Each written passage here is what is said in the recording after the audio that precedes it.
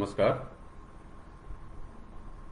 मेरा नाम है आलोक मिश्रा और मैं आपके सामने प्रस्तुत हूँ डॉक्टर सत्य प्रकाश द्वारा आयोजित कार्यक्रम शिक्षा एवं साहित्य कार्यक्रम के भाग 17 के तहत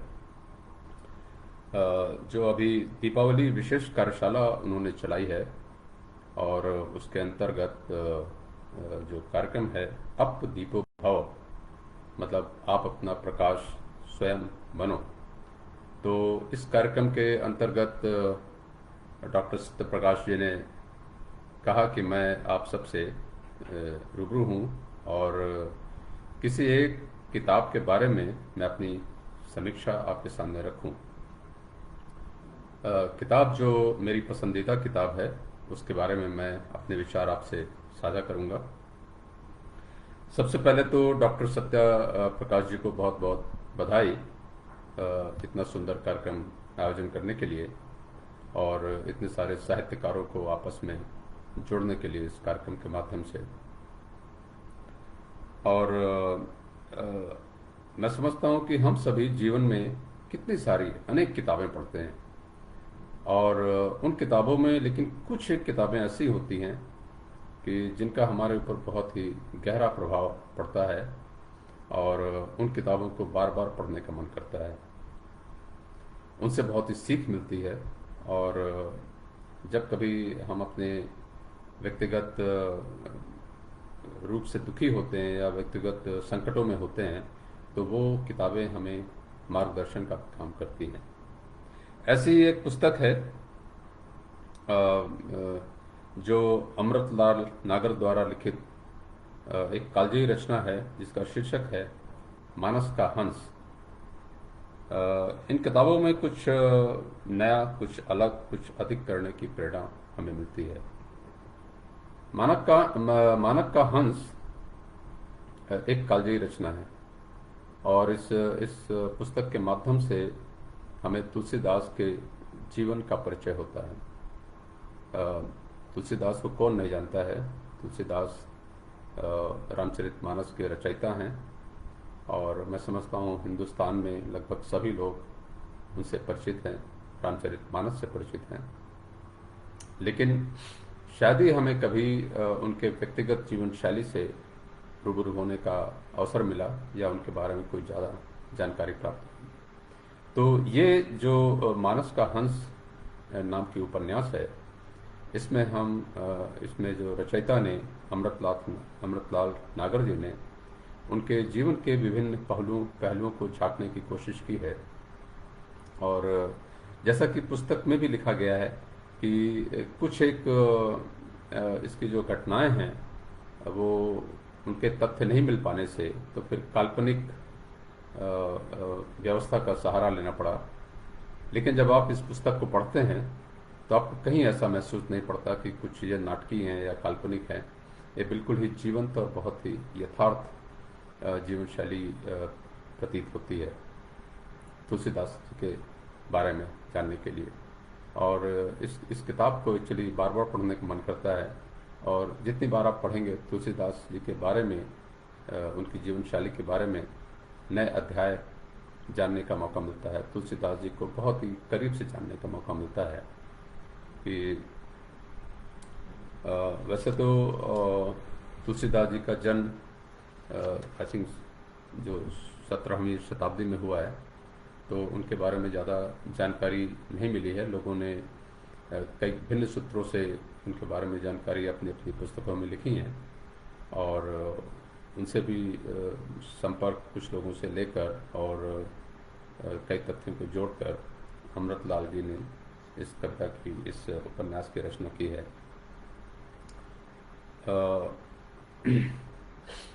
इसमें मैं समझता हूँ तुलसीदास जी को हम जान पाते हैं एक कवि के रूप में तो विख्यात हैं ही, क्योंकि उन्होंने रामचरितमानस जैसे महान ग्रंथ की रचना की है।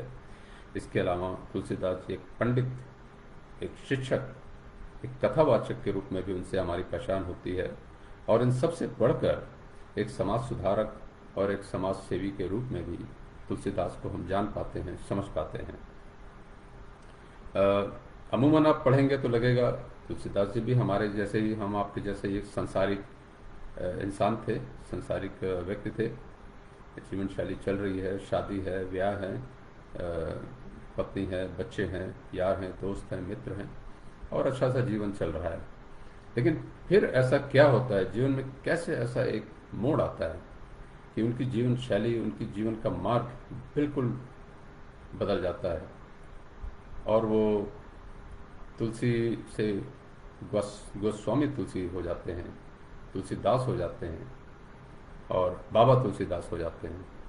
तो ये जो उपन्यास है, ये राम बोला से तुलसी, और फिर गोस्वामी तुलसी, और फिर तुलसी बाबा बनने की कहानी है।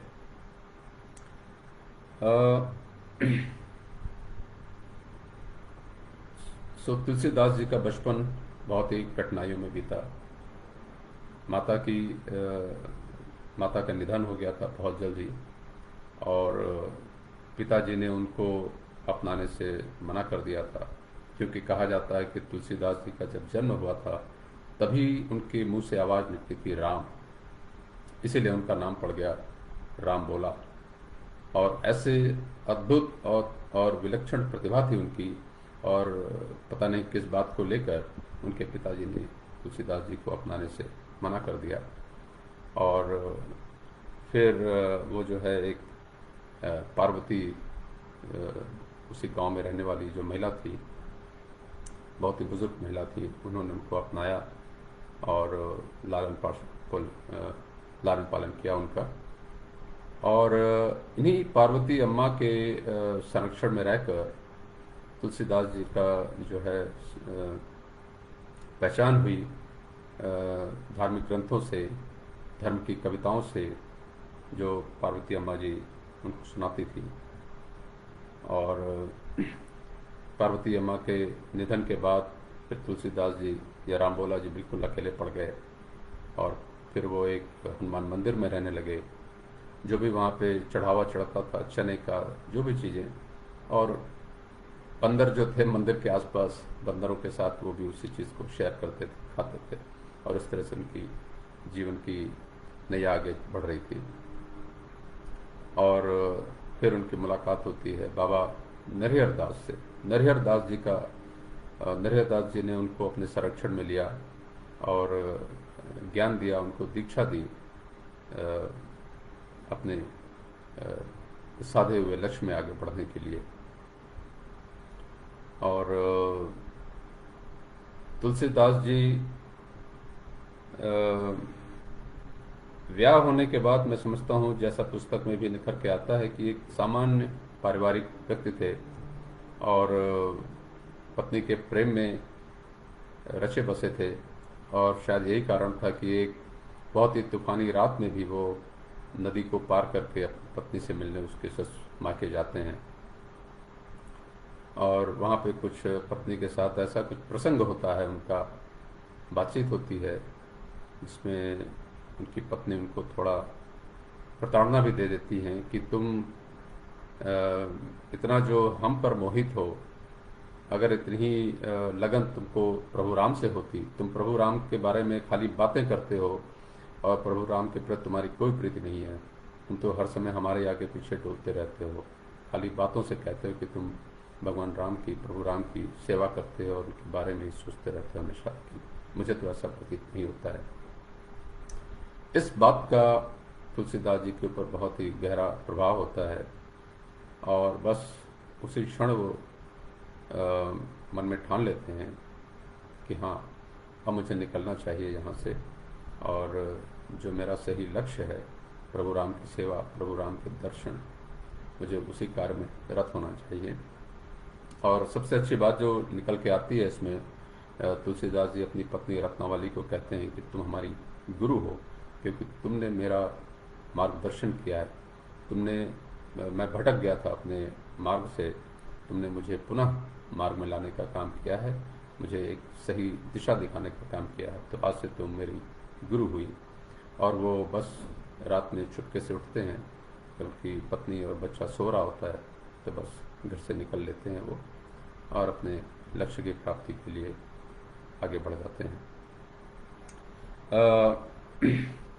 इसमें एक ऐसा भी प्रसंग आता है कि जब बालक थे तुलसीदास जी और विवाह से पहले वो एक उस क्षेत्र में जो एक नर्तकी हुआ करती थी मोहिनी, मोहिनी के भी खूबसूरती और उसकी सुंदरता पर अ, थोड़ा उनका ध्यान ज़्यादा हो जाता है और वो आकर्षित हो जाते हैं। लेकिन फिर जब ये बात उनकी गुरु माँ को पता चलती है और वो उनको झकझोरती हैं, उनको जो है उनका लक्ष्य याद दिलाती हैं, तो तुलसीदास को ये बात समझ में आ जाती है और वो फिर अपने कदम जो भटक गए थे उनको वापस खींच लेते हैं और फिर सही दिशा में राम की सोच के लिए, राम के काज के लिए अपने आप को फिर समर्पित करते हैं। तो इस उपन्यास से हमको ये भी देखने को मिलता है कि अगर आपका लक्ष्य आपके सामने हो, आप एक बार अपना लक्ष्य तय कर लें और उसमें बिल्कुल शिद्दत से रत हो जाएं, जुट जाएं, तो अनेक प्रकार से, अनेक तरीके से साधन सुविधाएं आपके इर्द गिर्द, आपके आसपास आती रहती हैं और आपको उस आपके निर्धारित मार्ग की तरफ, आपके लक्ष्य की तरफ आपको प्रेरित करती रहती है। आप इधर उधर अगर भटकते भी हैं अपने लक्ष्य से, तो भी ये कोई अदृश्य शक्ति है जो आपको आपके मार्ग से विमुख नहीं होने देती है और आपको फिर से जो है आपके लक्ष्य की ओर प्रेरित करती है और सही रास्ते पे ले आती है। तुलसीदास जी के साथ भी ऐसा ही कुछ हुआ। जब वो मोहिनी के प्रेम पाश में या उनकी सुंदरता पर आकर्षित हुए, तो गुरु माँ ने उनको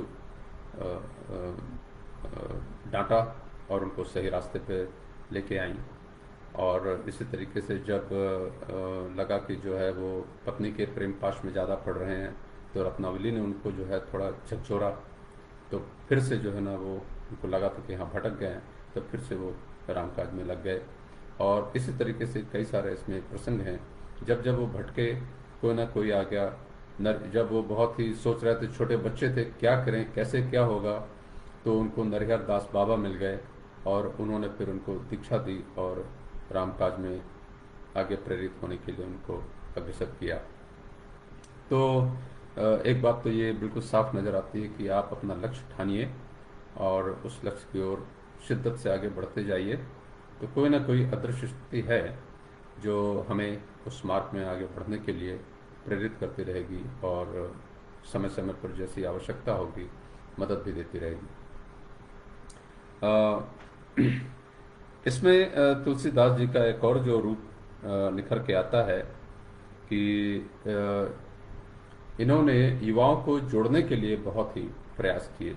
जब इनको लगा कि युवा भटक रहे हैं या नौकरी नहीं है लोगों के पास या बुरी आदतों में युवा पड़ रहे हैं, देश के युवा, तो उन्होंने काशी में कई सारे अखाड़े बनवाए कुश्ती करने के लिए।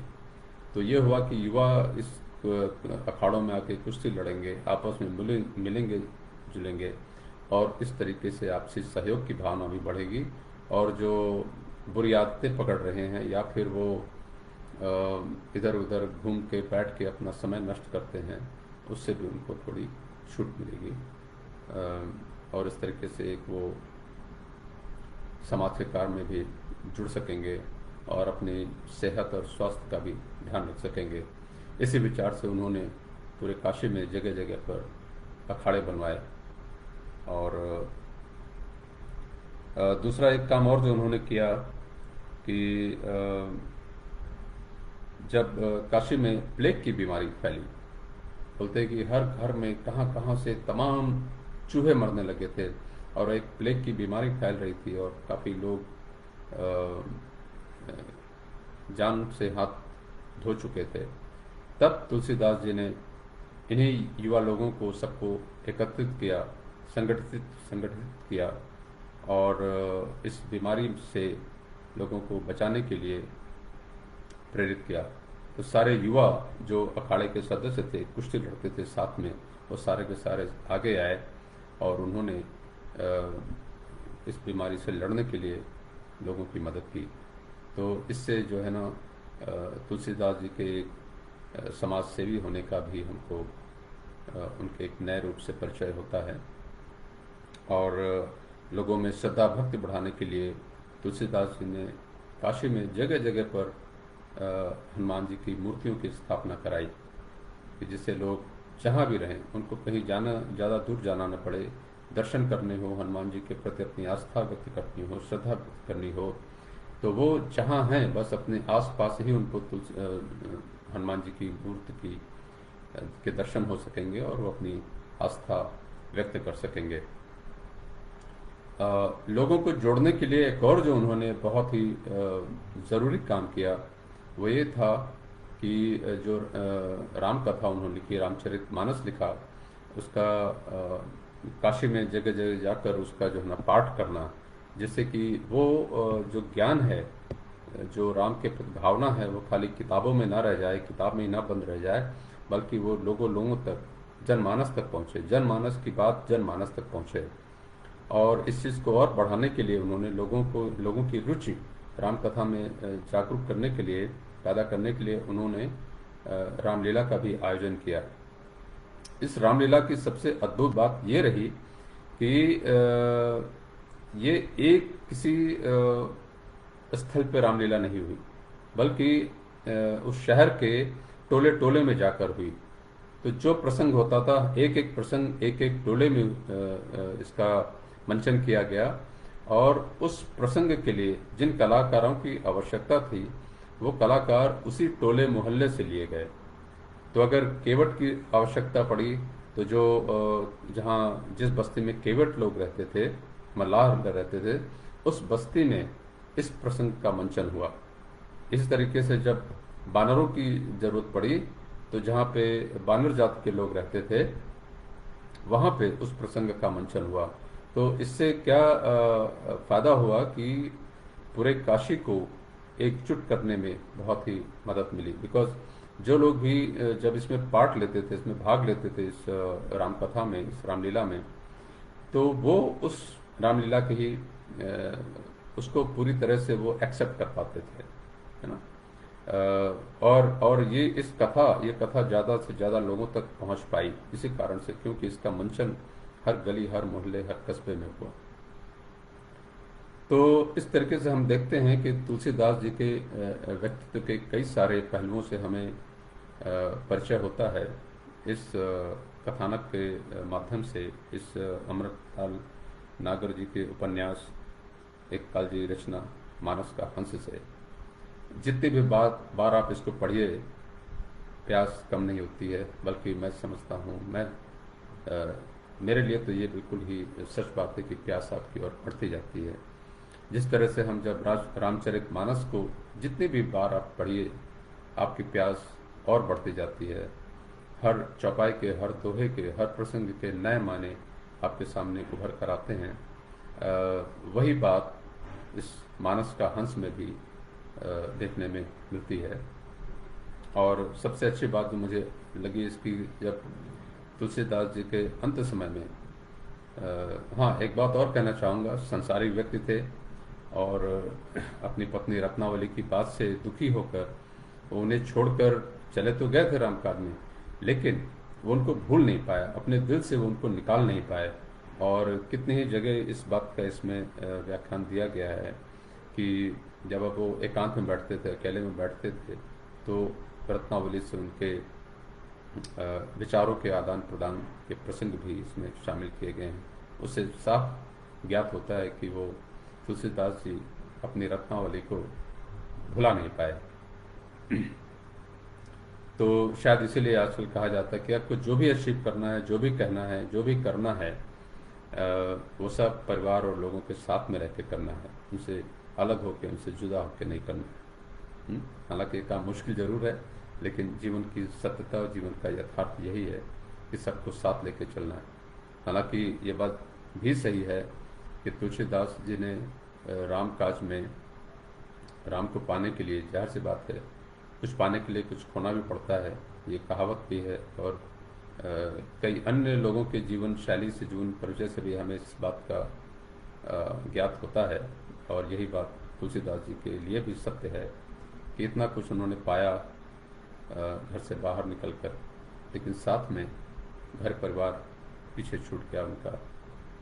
उनकी अनुपस्थिति में उनके बेटे का भी देहांत हुआ। उनकी पत्नी के आखिरी क्षण में ही तुलसीदास जी आ पाए थे, लेकिन बहुत सारा वक्त उनको पत्नी से दूर, या पत्नी को जो है तुलसीदास जी से दूर व्यतीत करना पड़ा। तो बहुत ही बड़ा मैं समझता हूँ मोल भी रत्नावली जी ने भी और तुलसीदास जी ने दिया है इस बात के लिए। और अंत समय में भी तुलसीदास जी की तबीयत काफ़ी खराब हो गई थी, बहुत ही पीड़ा होती थी उनको, शायद बल तोड़ या ऐसी ही कोई चीज़ हो गई थी। और जब उनको पीड़ा होती तो बस वो राम का नाम लेते थे। अक्सर ये कहा जाता है कि सुख में सिमरन सब करें, दुख में करे न कोई, लेकिन तुलसीदास जी के साथ बिल्कुल अलग था। सुख और दुख दोनों में ही तुलसीदास जी बस राम का नाम सुमिरन करते थे। बस उनके लिए राम राम राम ही थे, और हर काम राम से ही शुरू होता था, हर काम राम पे ही खत्म होता था। तो ये हम समझते हैं कि हम लोग के लिए भी बहुत ही आवश्यक हो जाता है कि एक अपना उद्देश्य निर्धारित करें और उस उद्देश्य पे ही चलते जाएं, उससे भटके नहीं। तो मैं समझता हूँ कि उद्देश्य की पूर्ति देर या सवेर जरूर होगी। अब तुलसीदास जी की बात हो और राम की बात ना हो तो मैं समझता हूँ कि बात अधूरी रह जाएगी। तो राम जी के ऊपर, हालांकि राम का भी चरित्र और राम जी की बात को कुछ शब्दों में कहना तो इम्पॉसिबल है। ग्रंथ पे ग्रंथ लिखते जाइए, पूरा जीवन व्यतीत कर दीजिए, कितने भी जीवन आप लगा दीजिए, लेकिन राम को समझ पाना, राम को कह पाना नामुमकिन है, असंभव है। फिर भी मैंने राम के ऊपर एक कविता लिखी है, और एक कविता मैं आप सबसे इस अवसर पर साझा करना चाहूँगा। इस कविता का शीर्षक है लोगों के कष्ट मिटाने को। ये कविता एक साझा संकलन में प्रकाशित भी हुई थी, और मैं कविता पढ़ता हूँ। आशा करता हूँ आप सभी को ये रचना पसंद आएगी। लोगों के कष्ट मिटाने को धरती पर प्रभु श्री राम आए, धर्म का मान बढ़ाने को धरती पर प्रभु श्री राम आए, ज्ञान और ध्यान ग्रहण करने को गुरुकुल अंगीकार किया, आदेश मिला जब जब गुरु का वह कार्य शीघ्र संपन्न किया, यज्ञ विघ्न करते दानों का चुटकी में संहार किया, ऋषियों का मान बढ़ाने को धरती पर प्रभु श्री राम आए, लोगों के कष्ट मिटाने को धरती पर प्रभु श्री राम आए, तिरस्कृत हुई अहिल्या को जनमानस में सम्मान दिया, पूर्ण स्वयंवर की शर्तें कर जनक सुता से व्याह किया, आदेश मिला मां कैकेयी का दंडक वन प्रस्थान किया, नारी का मान बढ़ाने को धरती पर प्रभु श्री राम आए, लोगों के कष्ट मिटाने को धरती पर प्रभु श्री राम आए, पितृवचन अक्षुण्य रहे त्याग मुकुट बनवास लिया, महलों के राजकुमारों ने धारण सन्यासी वेश किया, परिवार संजोए रखने को निज पर कष्टों का भार लिया, त्याग का पाठ पढ़ाने को धरती पर प्रभु श्री राम आए, लोगों के कष्ट मिटाने को। धरती पर प्रभु श्री राम आए, मुस्कान मधुर मीठी बोली से सबके मन को जीत लिया। दानव राक्षस से चंगुल से, दानव राक्षस के चंगुल से जनमानस को मुक्त किया। गांव नगर के लोगों में जन चेतन का विस्तार किया। निर्भयता का मंत्र बताने को धरती पर प्रभु श्री राम आए, लोगों के कष्ट मिटाने को धरती पर प्रभु श्री राम आए। हनुमान सुग्रीव को संग लिवा, वानर सेना का गठन किया। वानर थे संख्या में कम पर उनमें उत्साह अपार भरा। काम असाध्य लगा लेकिन युक्ति से सागर पार किया। संयम का पाठ पढ़ाने को धरती पर प्रभु श्री राम आए, लोगों के कष्ट मिटाने को धरती पर प्रभु श्री राम आए। विस्तृत सेना थी रावण की, लघु से दीर्घ परास्त किया। युद्ध कठिन में रावण को मृत्यु के घाट उतार दिया। वर्षों से बिछड़ी सीता को सम्मान सहित स्वीकार किया। वर्षों से बिछड़ी सीता को सम्मान सहित स्वीकार किया। नीति का पाठ पढ़ाने को धरती पर प्रभु श्री राम आए, लोगों के कष्ट मिटाने को धरती पर प्रभु श्री राम आए। अब आज की क्या हालत है, इसको भी मैं आपके सामने रखना चाहता हूँ। असंख्य यहाँ अब रावण बाली जनता को उत्पीड़ित करते।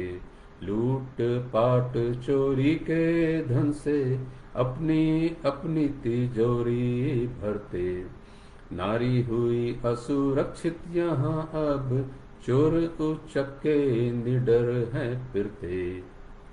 धर्म का मान बढ़ाने को धरती पर प्रभु श्री राम आओ, लोगों के कष्ट मिटाने को धरती पर फिर प्रभु राम आओ, लोगों के कष्ट मिटाने को धरती पर पुनः राम आओ। आप सभी का बहुत बहुत धन्यवाद। और मैं समझता हूं कि मेरे विचार आपको अगर अच्छे लगे हों ज़रूर कमेंट करें, लाइक करें, और इससे हमें भी और अपने कार्यक्रम को और अच्छा बनाने में भी और प्रेरणा मिलेगी। बहुत बहुत धन्यवाद आप सभी को। खुश रहें, प्रसन्न रहें, स्वस्थ रहें।